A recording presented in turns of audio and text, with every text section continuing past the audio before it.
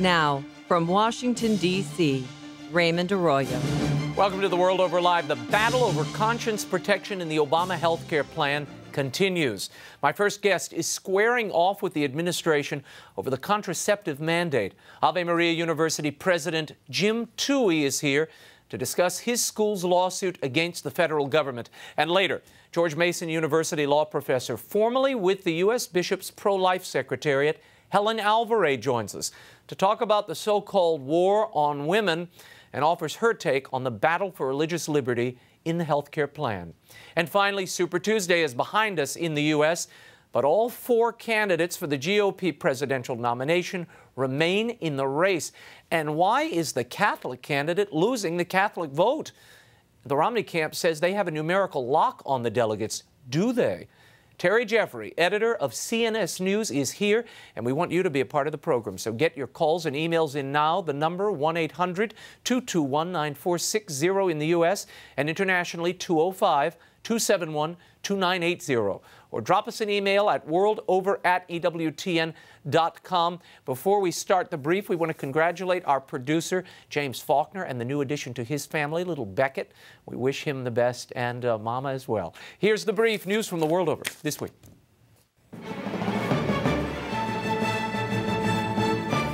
Senate Majority Leader Mitch McConnell this week said the U.S. should strongly consider using what he called overwhelming military force against Iran if intelligence proves that Tehran has built a nuclear weapon. McConnell went on to say that the U.S. needs a straightforward and deliberate plan that would force Iran to negotiate in order to ensure its survival. Senator McConnell made his remarks at the American-Israel Public Affairs Committee in Washington. With all the talk of war swirling around D.C., the U.S. bishops issued a statement this week saying that a preventive strike on Iran without clear proof of an imminent attack would raise serious moral and juridical questions. Bishop Richard Pates, the chairman of the USCCB International Committee on Justice and Peace, went on to say that the use of force should always be a last resort and that the legitimately applied sanctions against Iran by the U.S. and the EU should continue, while all diplomatic options are explored. And Senator John McCain has taken a hawkish stance regarding U.S. military intervention in Syria. McCain called on the Obama administration to launch airstrikes against Syria's Assad regime in order to end unrest there. The UN estimates that over 7,500 Syrians have died, and hundreds more have fled under the crackdown by Assad. In the U.S., members of both parties indicated serious reservations about involvement, particularly in the aftermath of the decade-long Iraq-Afghan war and the controversial U.S. military intervention in Libya last year. Speaker John Boehner weighed in this week, saying the situation in Syria is muddled and that military action in Syria at this point would be premature. And Cardinal Timothy Dolan this week warned his brother bishops to prepare for what he called rough times. This after the Obama administration informed the conference that it would not discuss religious liberty concerns surrounding the HHS mandate. In a letter dated March 2nd, Cardinal Dolan said the White House had taken such discussions, quote, off the table, and asked the bishops to consider those Catholic groups who find the new policy acceptable. Dolan went on to say that religious freedom is under attack and that the U.S. bishops will not cease our struggle to protect it, end quote. More on this later in the show. And in Virginia, the state legislature passed a bill protecting the rights of faith-based adoption agencies to decline adoptions by same-sex couples. The bill is now on its way to the desk of Governor Bob McDonnell, who is expected to sign it soon. Virginia Catholic Conference spokesman Jeff Caruso called the bill's passage a tremendous victory for our first freedom, religious liberty. Virginia's 3 Catholic Charities agencies have placed 137 children in adoptive homes and 307 children in foster care. And in a rare move, the Vatican has reversed the closure of 13 parishes in Cleveland, Ohio. Parishioners blanketed the Vatican with letters after Bishop Richard Lennon announced the closing of some 50 churches between 2009 and 2010. The bishop blamed the closures on cash and priest shortages, as well as demographic changes. Now the Vatican has ordered that 13 of those parishes be restored and reopened. The Diocese of Cleveland has 60 days to comply or appeal the decree to the Apostolic Signatura, the Vatican's Supreme Court. And the communist regime in China says it will tone down its slogans used to promote the 30-year one-child policy. Some of the more subtle examples used in the past include, quote, "Get sterilized or your house will be demolished," and "We'll kill all your family if you don't follow the rule," end quote. A Chinese government research study found that milder expressions should be used to avoid offending the public. Civility. And here's an odd story out of Ireland. Several precious religious relics have gone missing from churches all over the country, according to the Irish police. The latest theft, the preserved heart of St. Lawrence O'Toole from Dublin's Christ Church Cathedral. The Christ Church incident comes after other high-profile church robberies in the last few months. Other missing treasures include splinters from the True Cross and a piece of the jawbone of St. Bridget, the female patron saint of Ireland. Police aren't sure of the motive, but they are now examining closed-circuit TV video from Christ Church showing two possible suspects. And finally, don't forget about our new contest in honor of Mother Angelica's 89th birthday in April. I want to hear from you. Let me know how Mother Angelica has touched or changed your life. Was it something she said or did? Send your stories to Raymond@RaymondArroyo.com. Put Mother in the subject line. The author of the best stories will receive a free copy of one of my Mother Angelica books, and we may read your letter on air. So send those remembrances to Raymond@RaymondArroyo.com. When we return, another Catholic institution is filing suit against the federal government over the health care regulations. Ave Maria University President Jim Tui is up next. The World Over Live continues in a moment. Stay right there.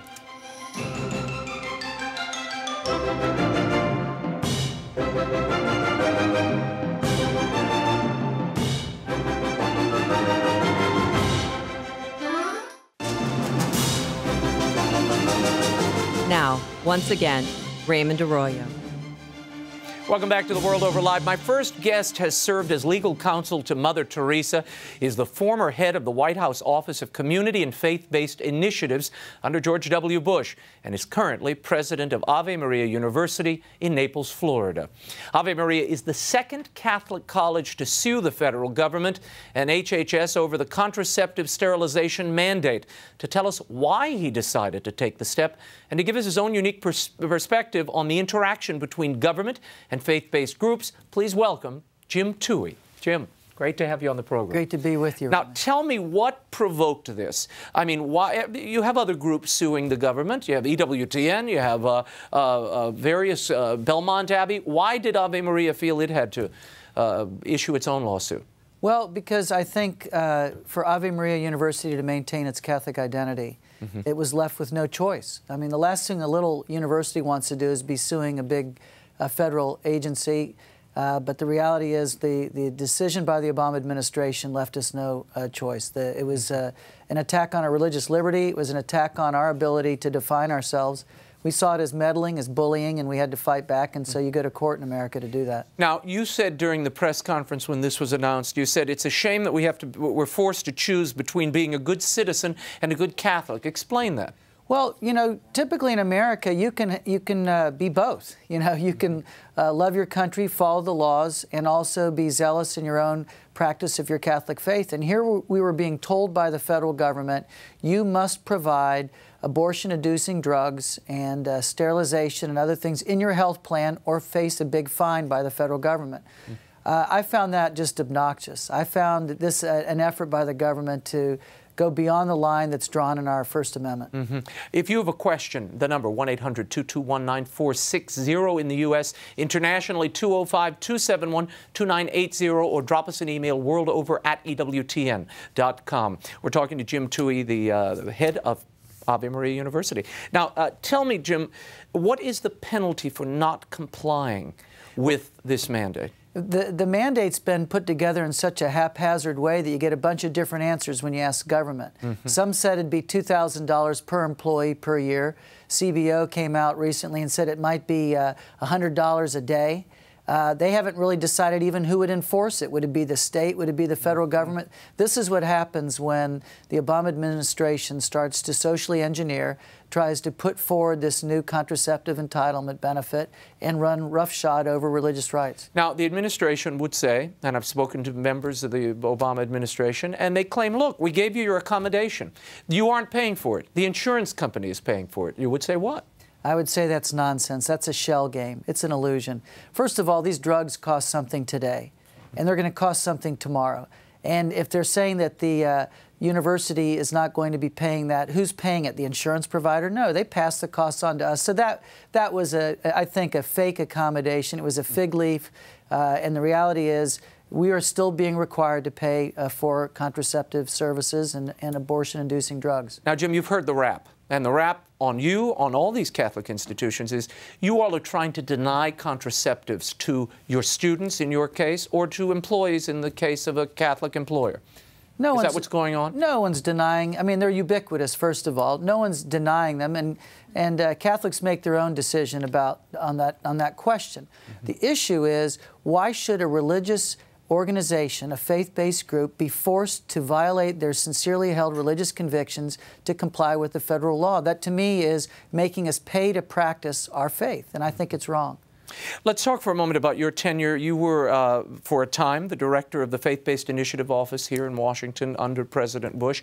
A lot of conservatives at the time, Jim, I remember making the case that as good as this whole initiative sounded on paper, that it might not have been a good idea because you were somehow enmeshing Catholic charities and Catholic social services with government. And whenever you do that, you've got government dipping its hand into the affairs of that charity. Is that what happened? Is that what we're seeing now in some iteration? Well, under President Bush, there were safeguards put in place that you didn't have to sell your soul in order to provide a publicly funded service. And with those safeguards in place, individual organizations could maintain their religious identity while rendering to Caesar what was Caesar's, which was the publicly funded service. What you see under the Obama administration is a radical shift. What you see now is a politicized office that's doing grassroots and community organizing in support of unpopular domestic policy agenda items of the president. It's shameful because in reality you're seeing the faith-based office leading the charge to trample religious liberty rights. Now, get into that. You said just the other day that this faith-based initiative, as it is configured now, has failed President Obama. What do you mean by that? I think it's a farce. I think they went out saying, here we are going to be representative, a voice representative of the faith-based organizations in America, and in the process they ignored the voices of American cardinals. So they're almost like religious lobbyists for the administration. At least a voice, a particularized voice, to make sure that faith-based organizations are respected and utilized, as President Bush called them, armies of compassion. They've been turned into armies of contraception now under the Obama administration, and the reality is, I think it's a shame because we're not listening to voices talking about their religious liberty rights.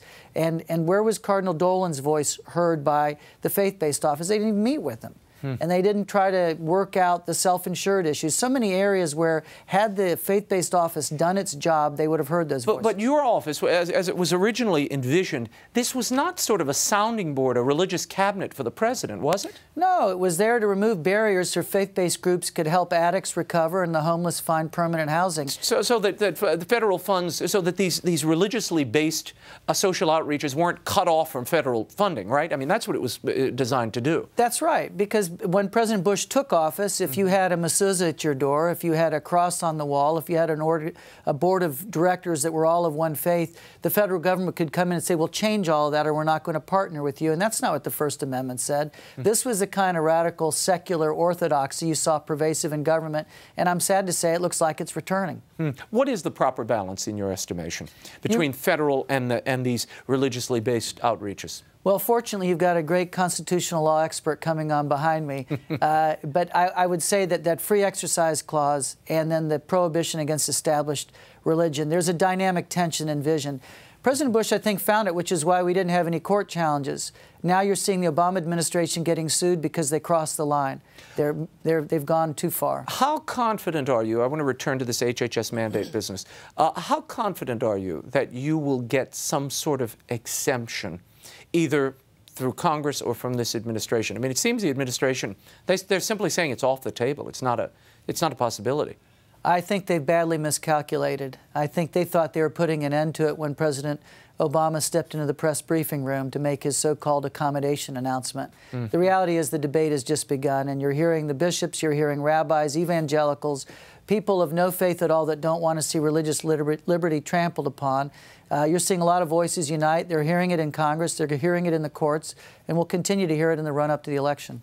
What are you instructing your students to do? What are they doing at this point? Are they opposing this in any visible way? Our students have been signing Helen's petition. We've been having discussions on the campus. What are we going to do? Because the truth is, Raymond, if HHS doesn't change and soften the regulation to respect our rights, we're going to discontinue health care plan at Ave Maria University. I think it'd be a tragedy. So we're planning for that, discussing it. But I think you're going to see a new activism, not unlike what we've seen in the pro-life movement. What did your time with Mother Teresa teach you about that balance between government and doing the work of Christ in the world? You render to Caesar what's Caesar's and to God what's God's. And Mother worked in environments that were hostile to the Christian faith. And so she saw the damage that could happen when the state became all-powerful and wouldn't allow that type of freedom of religion. I think she'd be appalled by what's taking place in America right now under this proposal. Some will say, oh, this is a much ado about nothing. Those who think that should realize what's coming right behind it. Well, that's what I want to get into now, because so many have been characterizing this as a Catholic problem and a contraceptive debate. Are either of those really applicable? No.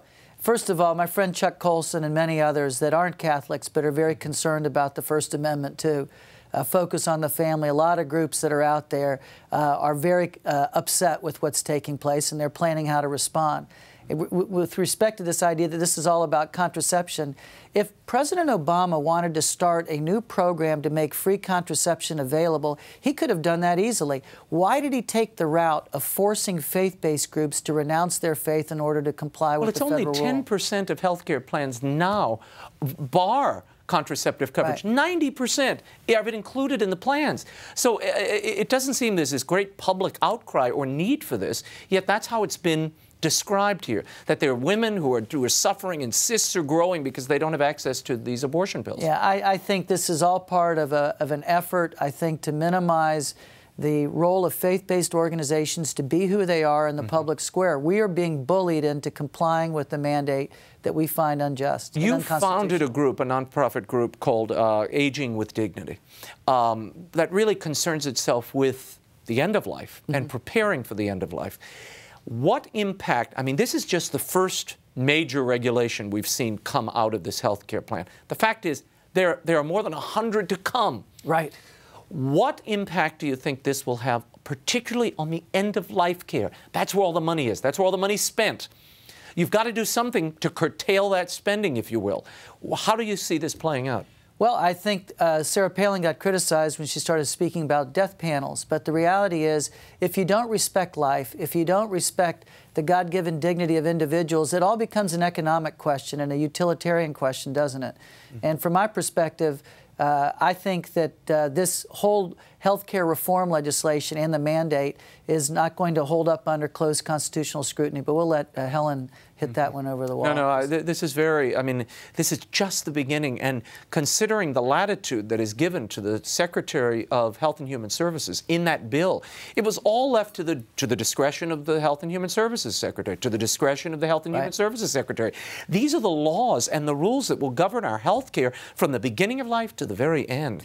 And I think people have lost sight of this and what it means. I think you're right. And I think that Here you have HHS, this massive federal bureaucracy that has a faith-based office in it. There are 11 agencies that have faith-based offices. What are those people doing? I'll tell you what they're doing. They're out community organizing and trying to go out and build up political support, and this is why President Obama's used the faith-based office to organize conference calls out of the Oval Office to mobilize support for that health care reform legislation. If I had done that to President Bush and gone to him and said, President Bush, your Iraq war is unpopular, why don't we get our faith-based leaders on a phone call to gin up support, he would have fired me. Yeah. I just think they don't understand religious liberty rights. They run roughshod over them. And thankfully, you're seeing a lot of leaders of all different faiths step forward and say enough's enough. We have a phone call. Anita from California. What's your question, Anita? Yes, my question is, with all the lawsuits that are recently being filed against the Obama health care, the recent one with Ave Maria, I just want to know, what is the time frame before these cases are even heard in the court? Well, that's a good question. What do you think? What might the time frame be? Well, we are in the process of the beginning stage of discovery. It's probably going to be a good 6 months before you'll start seeing motions, summary motions. But I think you're also seeing it double-tracked in the Congress, and then, of course, the HHS is still pretending that they're revising the regulation right now. We'll see how sincere they are. I'm not sure how long it'll take before this gets resolved, but for us at Ave Maria, we have to plan now because the law takes effect. Unless we meet some kind of exemption, the law takes effect in January. Are you concerned that they might carve out some exemption for the church, qua the church, if it's owned and operated by the Catholic Church, and religiously affiliated or identified groups like yours, like EWTN, will still be contending with this regulation? Well, that's where they've drawn the line right now, and they don't seem inclined at all to change it. I was happy to see Senator Bob Casey vote with the position that many had argued, such as Cardinal Dolan. He voted in favor of that provision. I'm hoping more Democrats see the light on this issue. What do the bishops and what do the laity have to do at this point to keep the pressure on? Because to my eye, we're going to discuss this more with Helen Alvare in a moment, it seems they've lost a bit of the narrative here. The narrative has gotten away from them. I think they lost a little bit of the narrative, but fortunately, I think you're going to see a second wave of public opinion on this because the issue is not going away and our lawsuit isn't. And there are a lot of people that are upset about federal government's growth. It's all imposing hand upon the minutia of our lives, and this is an example of it. The federal government has no business coming in telling a faith-based university it has to provide this benefit, and it doesn't have any business telling an insurer that they're supposed to make it free. I just think this is an overreach by President Obama, and I think there's going to be a correction on it. Probably from the High Court. I think you'll see initial action in the court, but I think you'll also see something in Congress before it's over. Because the reality is, maybe right now they've gotten a little advantage on framing the debate, but this is far from over. We have one more question here, and they're asking, are you concerned that this might be an attempt for the administration and for government to intrude and eventually eradicate Catholic health care in this country as we know it? Cardinal George made a similar comment. I think there's a real danger. You've already seen a number of very credible faith-based organizations pushed out of the public square. Look at that successful human trafficking grant that went to the Bishops' Conference, the Migration and Refugee Office, had been successful for years, and then in comes the Obama administration. All of a sudden, if you don't comply and provide all the reproductive health, they call it, you'd lose your grant, and they pulled the grant. So this is an example, and I think we're going to see more efforts if the American people don't speak up, and that's why people watching your program, I hope, are feeling a call to action to contact elected officials, contact state officials, and really put out a clarion call for action. Jim Tui, thanks for being here. Great being with you, Raymond. We'll have you back soon. Thanks. For more on Ave Maria University and its president, Jim Tui, visit avemaria.edu. And you can keep track of the progress of these lawsuits by checking out the Becket Fund for Religious Liberties website at becketfund.org. They are, I should say, in full fairness here, they are also representing EWTN in its lawsuit against the federal government. Up next, law professor and pro-life advocate Helen Alvare joins us to tell us about her efforts to oppose this mandate and about the war on women. The World Over Live continues in a moment. Stay with me.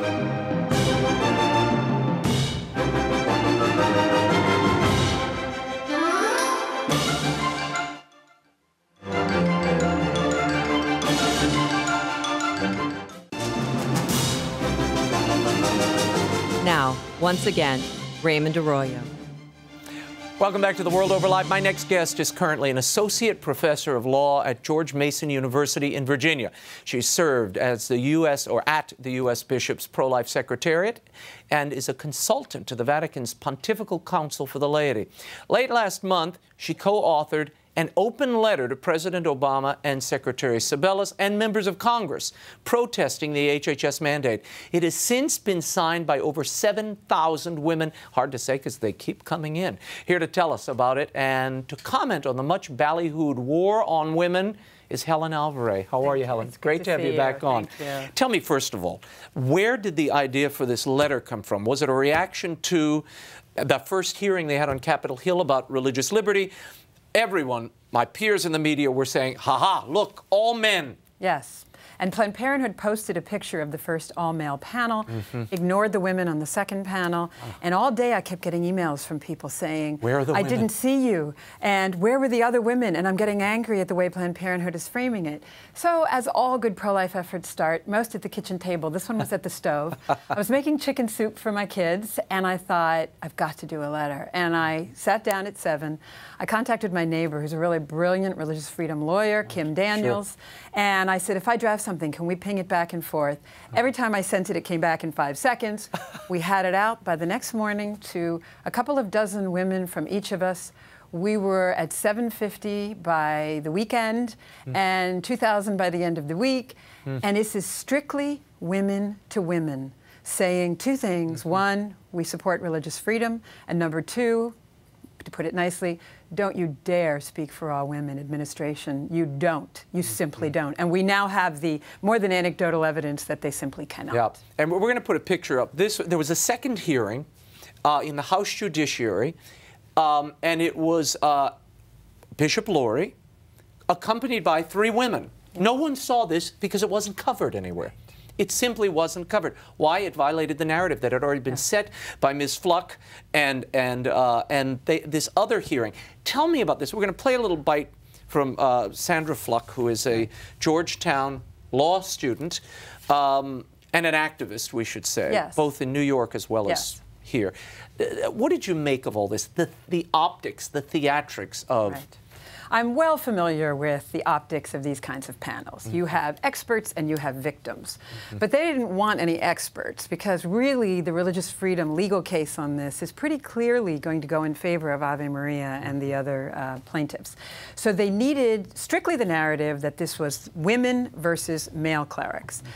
They put up this Georgetown law student, and of course there's several problems with this. Number one, she's getting student health insurance. This mandate doesn't even apply to that. It's only to employer-employee. Number two, she lied about 2 things. She lied about the fact that you cannot get contraceptives, even from Catholic institutions, if they are addressing things other than contraception. She also lied about the alleged cost of contraception. Right, because she put forward a story that there was a friend of hers who had a cyst, and if she didn't get this birth control, the cyst would grow, and indeed it did, to a tennis-sized It is a lie. Tumor. Whether that friend exists, we'll never know, but what we do know for sure is under the Humanae Vitae itself, language right out of that document, as well as the ethical and religious directives, it would be permissible to give the kinds of hormones that are in contraception for that kind of problem. She also lied about the cost. I think she said $3,000 a year. Everybody called the CVS by Georgetown and found out it was about $9 a month. And then, but the thing that disturbs me the most as a woman, as a Catholic, as a mother, as an American citizen, is she put forward the narrative, the normalization of uncommitted sex as a good for women. And if you read the qualitative literature, the sociology, the psychology, the interviews with women, boy, she does not speak for all women. This is not women's experience that uncommitted sex is something they consider a great good in their life. And when I heard that President Obama had called her and then said to the press that he thought her parents should be proud of her, the message that he was sending, I just can't get over how harmful this is for the average female in America. And the data, both qualitative and quantitative, is there to prove it. Yeah, and I want to talk about some of that data in a moment. We got tons of emails, and on my Facebook page, it lit up the day that the president called Ms. Fluck all because Rush Limbaugh made a comment about her. Right. What Rush Limbaugh has to do with all this, I don't know. He has nothing to do with religious liberty. He helps the narrative. Responding to him shapes the narrative. They know they don't have a religious freedom case. There is a substantial burden on the practice of religion. They don't have a compelling government interest. I mean, do you realize that for the last decades, right, religious institutions have not been providing birth control, right? And it's shocking, but we wake up in the morning and the sky is not falling. Women are not dying in the streets, contra, you know, to what Nancy Pelosi says. You would leave women to die that we want on the floor. So the idea that somehow there's this new panic that we have to force religious institutions to give free contraception to their employees when they never have, and people, shockingly enough, have been getting their contraception. And living. And living to tell the tale. Let's go. This is Sandra Fluck. This is her testimony, which we'll talk about in a moment. Helen, I want you to react to this. Here's a little bit of that testimony. I attend a Jesuit law school that does not provide contraceptive coverage in its student health plan. And just as we students have faced financial, emotional, and medical burdens as a result, employees at religiously affiliated hospitals and institutions and universities across the country have suffered similar burdens. Burdens. Right. The burden of not having to pay for, I don't know, somewhere, let's say, between $9 and $15 a month for contraception because you have individually chosen to do something at an institution that has announced before you got there that it does not agree with. It is a misuse of the language of human rights to the point of distorting it out of all recognition. When I think that in the United States, when we talk about civil rights and human rights, we used to talk about things like voting rights, equal housing, equal job opportunities. Free birth control, it just doesn't fit. Recreational drugs. Yes. It just doesn't fit. Not to mention, by the way, that if the administration's rationale for this is really, if they really mean it, if an unintended pregnancy is a disease that has to be eradicated, prevented, then their rationale for this, both sterilization, contraception, and these early abortifacient drugs, will now cover all abortions. The rationale for this is the perfect rationale to require all plans to cover abortion. And they are not backing off from the idea that an unintended pregnancy absolutely needs medical attention. And they're saying this is a health crisis. Right. That it's been described as a health crisis.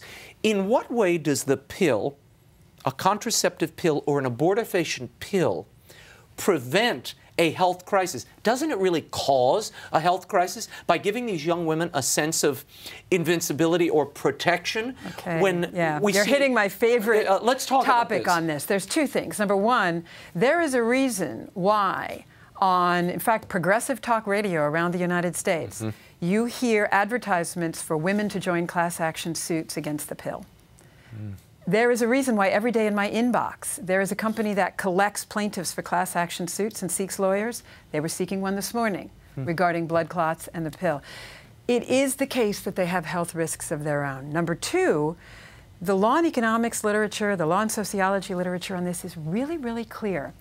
When government pushes contraception on a large scale into the population, you always get a phenomenon called risk compensation, right? More people die of speeding when the seatbelt laws go into effect. More people die jumping out of planes when parachutes are invented, as it turns out.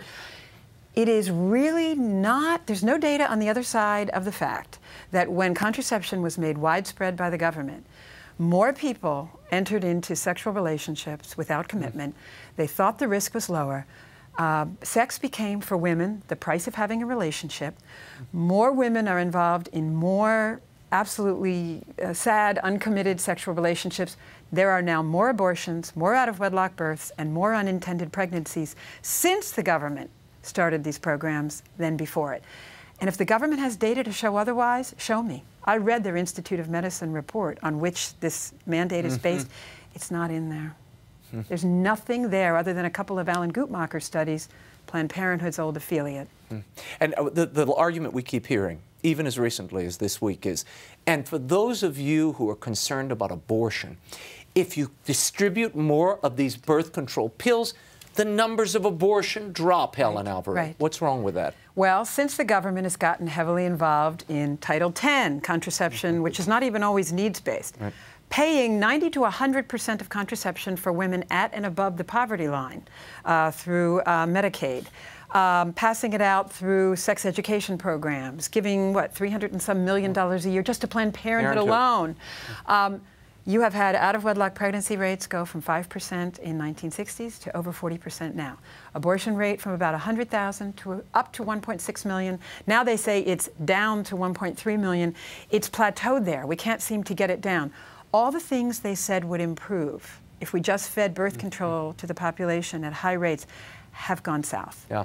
And we don't see anything in the government's proposals to indicate why this would change anymore now. Yeah, and we're not even talking about the poisonous effects of these levels of hormones on a woman's body, particularly a woman that you purportedly care for. Why you would want her pumped with these hormones. In other words, everything we're saying goes to the fact that their claim to speak for all women, I got my 7,000 women right here and more coming.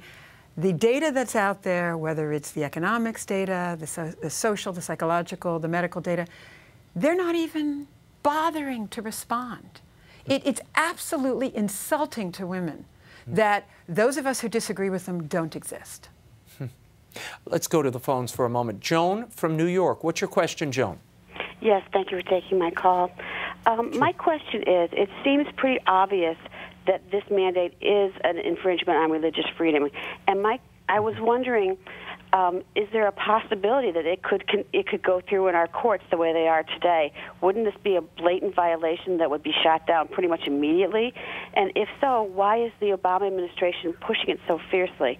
And I will hang up and listen for your response. We'll go to our constitutional Boy, that's expert. a great question. There are two grounds on which they're seeking to have it struck down as a violation of religious liberty, and I think it could win both.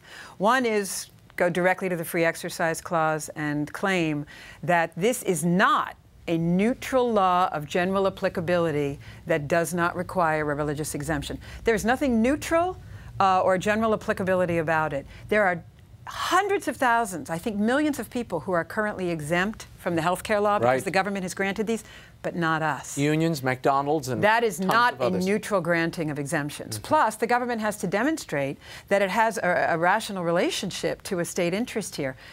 Most people are already getting their contraception through their health care plans. The poor are getting it through Medicaid, but through Title X. Title X is basically a guarantor for birth control. Pretty much. So it's very... The idea that there is a state interest that isn't fulfilled is really, I don't think they're going to be able to make that case. Even under the Religious Freedom Restoration Act, which is the statutory approach to a religious freedom case, we have to show a substantial burden on our practice of religion. I think President Towey was very good about describing that. We are literally going to have to turn into institutions that buy insurance. We pay for that insurance to cover things that violate thousands of years of our religious tradition. The government has to show a compelling state interest. It can't. The sky has not been falling in the last several decades while we haven't been providing this. 12 senators today wrote to Speaker Boehner to tell him, abandon the promise that you made to bring legislation similar to the Blunt Amendment that would have inserted conscience clause protections across the board, across the federal government, but particularly in regard to the health care plan. Break your promise to bring a piece of legislation like that to the floor, which would turn the clock back on women's access to health care. 12 female senators signed that letter. More you would say what? We have had those conscience protections in law already for the last many decades. And by the way, Richard Dorflinger at the Bishops' Conference has been putting out some fabulous material showing that in Hillary Clinton's proposed health care plan in the early 90s, in a law signed by President Clinton and supported, by the way, by senators like Barbara Mikulski, who's undoubtedly on that letter, have already provided this kind of protection in health care across moral and religious beliefs. Ted Kennedy signed on to it. Patrick Moynihan signed on to it, et cetera. They are creating a crisis mentality in reaction to this new mandate, but actually what we're asking for is the law as it was prior to just a few months ago. Last week, last week, before they formalized these rules. What would you say to Sister Carol Keehan? Sister Carol Keehan is head of the Catholic Health Association. She's saying, this accommodation is fine. This spares our religious sensibilities, the accommodation, having the insurance company pay for the contraceptives and not us directly, fine. I'd say one thing factually and one thing process-wise. Factually speaking, so long as the religious institution is buying that insurance policy, it's the silliest thing imaginable to say that the little paper trick of saying they're providing it for free while charging the church for the insurance means we're not morally involved. Number two, she reacted very quickly after the administration announced the so-called accommodation. We've had some marvelous moral theological discussions of this issue since then, and I would really hope that these would be persuasive to her. There's some Christian Bruger in Denver and others on Zenit and in other places are writing excellent moral analyses, and I think they're convincing, and I really hope that she takes a look. I want to share an email with you. This comes from a young lady in Sarah in Pennsylvania, and she's writing, what can young people do, especially we young girls in middle and high school, to oppose this mandate and encourage our peers to do the same? Thank you, Sarah. Several things. We realize that signing our letter, which we do want people to sign at womenspeakforthemselves.com, is a first step. It puts you on record. But all really effective political action is local. You bring it to your church, you get it in your church bulletin, you get it published at your school. On March 23rd, there's these rallies all over the country in support of religious freedom. Go to the rally. Be that high school girl who reads our, 3-4 paragraph letter out loud. And then, with all of your buddies, go to the local office of your member, your congressperson. Not everybody can get here to Washington. Who cares? We're not the center of the universe. Go to your local member, all these women, and say, there's another voice out there. That's all we're saying, is you're not everything. So bring it to your peers, but bring it to your local representatives. Keep this pressure on. It's a highly political issue. Before we go, I want to drag you into a little cultural commentary just for a moment. We have been talking now for almost a week about a radio talk show host using what is admittedly a derogatory term to describe the fluke lady we mentioned earlier. At the same time, you have a major network, ABC, releasing a show, a primetime comedy, called Good Christian, the B Word. We have no outcry about that. Suddenly, now this conjoins not only a religious offending all Christian women, but then to describe them as the B Word, nary a word of upsetment. There are no rallies. There's no one on Capitol Hill or anywhere else saying this is an outrage. Right. We know that outrage is often scripted in Washington, but I have to say that at this moment, this is for Sarah and all her friends and everyone like her. At this moment, to be a knowledgeable, faithful Catholic woman who actually touches the third rail and says, I have at least questions about contraception. Even to have questions about it. I oppose abortion. I think the government should leave another voice about women's health. It's going to be a courageous place to continue to have to be. And the data to back it up, to find the data to back up those beliefs. We have it. Don't hesitate to contact me on that. Okay, and we will tell them where. Helen Alvare, thanks so much for being here. You can read and sign online the open letter by visiting the website Women Speak for Themselves, all one word, womenspeakforthemselves.com. When we return, we'll discuss this week's Super Tuesday primary results and what they bode for the 2012 race with President and Editor-in-Chief of CNS News, Terry Jeffries. The World Over Live will be back in a moment. Stay right there.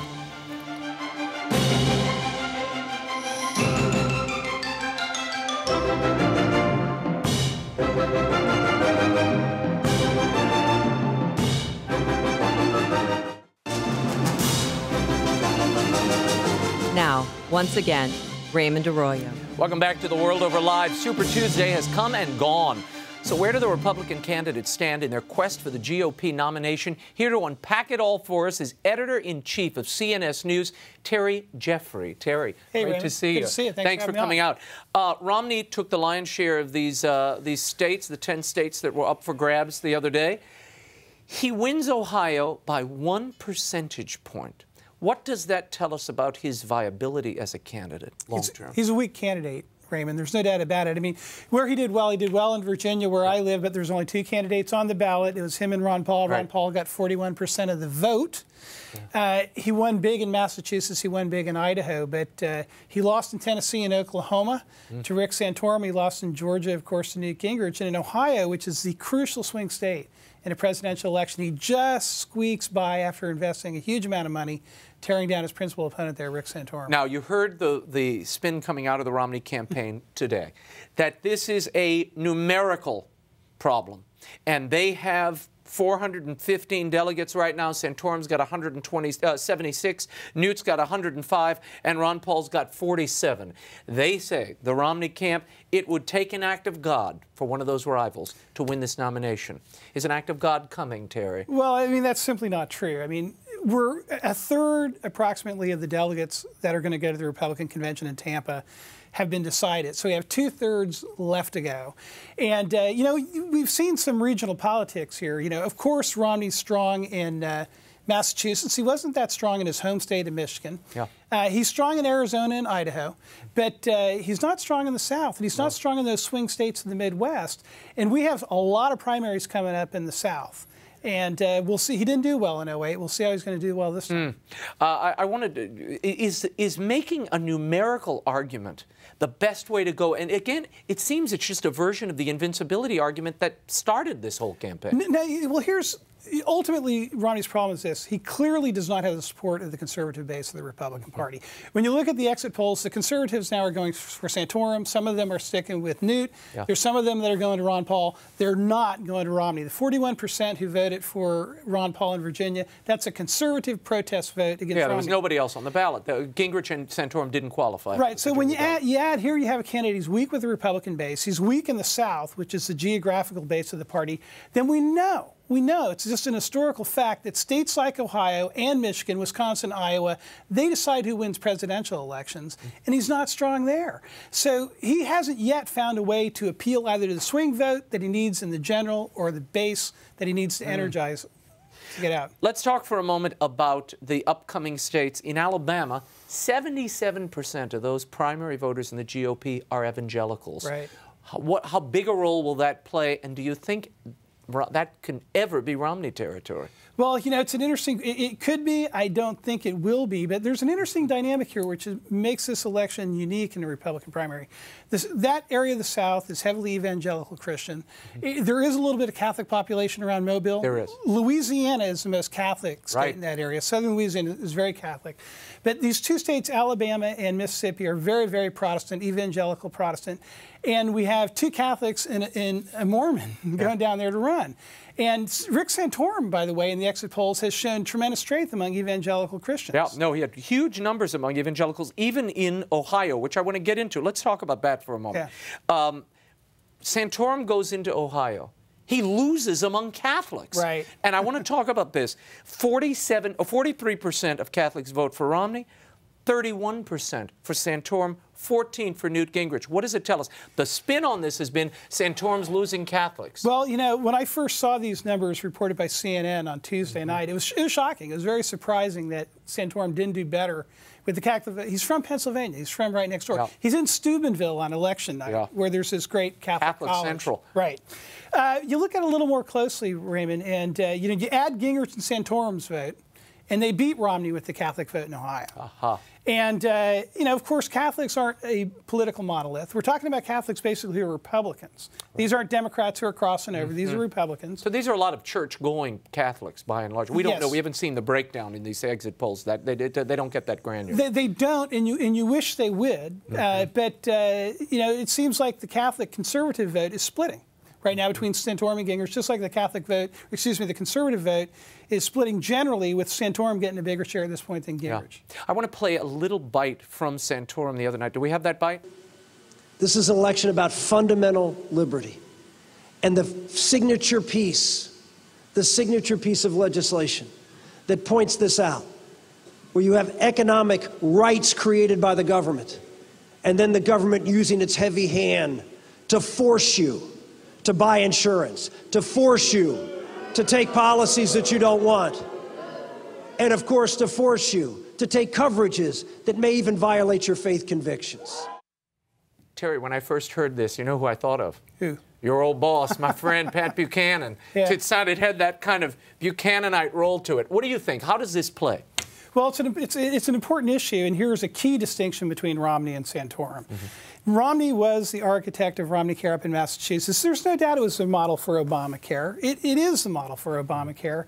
And I think there's a real question about whether Romney can go into the general election and take it to Obama on Obamacare. Obamacare is still hugely unpopular with the American people. It will be an issue that drives swing votes. And underneath it, Raymond, is this issue you've been talking about tonight of religious liberty, and Romney has very serious problems on that front. You just wrote a piece about this. Tell us about it. Well, what happened was up in Massachusetts, there were a couple of years when Romney first came in as governor, there was a debate in the legislature there on a bill about emergency contraception, Plan B, which is actually an abortifacient. Right. And what the bill said was it would be sold over the counter without a prescription in pharmacies in the state, including to minors, and that every hospital with an emergency room would be required to dispense it to a woman who was raped. And the Catholic Church was the principal opponent of it. The Massachusetts Catholic Conference worked very hard against it. John Rogers, who's a Democrat leader of the House, worked with the Catholic Church to protect the church from having their hospitals forced to deliver this pill and therefore be complicit in abortions.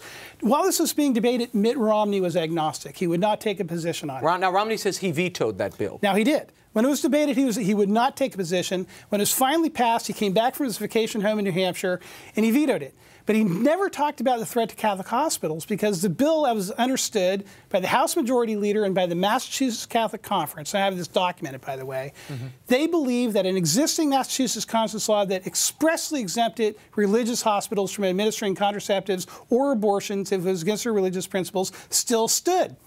Romney apparently had accepted that. December 5th of that year, a man named Paul Coate, who is Romney's Commissioner of Public Health, came out and said that the regulation that they were crafting to implement this law would exempt Catholic hospitals. On that day, and folks can read this in the Massachusetts press, Eric Fernstrom, who's then Romney's press spokesman, came out and told the press up there, the governor agrees with us, the commissioner showed us the legal analysis, the Catholic hospitals is exempt. There was an outroar from NARAL, Now, Planned Parenthood, the left. The next day, Romney was talking to the press. He said, well, why he personally thinks they should give out the abortion pill, the law is the law. In other words, he's going to respect the conscience law and not force this on the Catholic hospitals. On the third day, Romney comes out and says he had his legal counsel, a man named Mark Nilsson, analyze it, and he told him, no, really, the Catholic hospitals had to be forced to do the abortion pill for the rape victims, and he thought that was a sounder view, and personally thought it was the right thing. And I'll tell you something. In the Arizona debate, John King from CNN asked Mitt Romney about this, and Mitt Romney said he didn't do it. Right. I tell you, anybody who wants to look at the Massachusetts newspapers from December 5th to December 9th of 2005 can see what Romney's spokesman said, his commissioner of health said, and what he said. He did it. We have 30 seconds left. Should Newt Gingrich get out at this point?